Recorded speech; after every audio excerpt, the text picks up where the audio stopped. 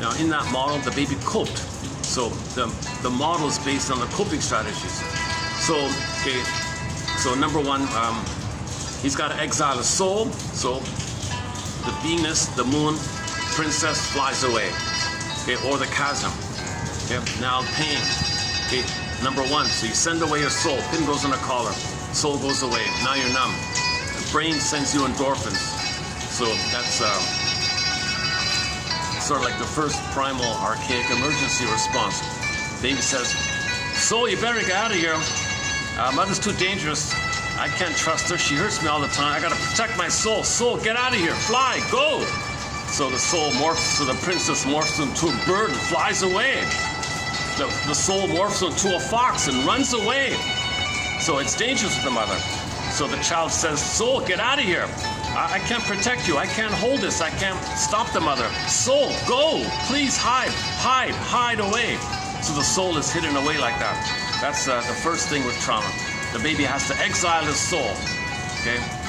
I feel sad just thinking about the idea of why a mother betrays the baby and the baby desperately has to exile his soul like that. The baby's got to protect his own soul from the mother who's supposed to make it safe for the soul to be there.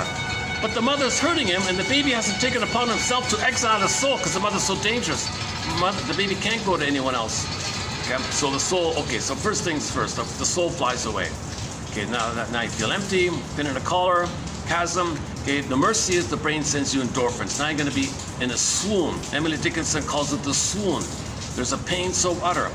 With attachment trauma, relational trauma, interpersonal trauma, developmental trauma, etc., there's a weaning trauma. There's a pain so utter. Swallow substance up, this cord gets pulled down, chasm, then the mercy called the swoon. So the brain, the internal mercy is that because of the pain, we can't feel the pain, the brain sends us endorphins. She calls it the swoon, the swoon. Now the person's in a swoon. So they're numb to it all. Okay? Now, okay, that's part of it. Okay. Now he couldn't develop.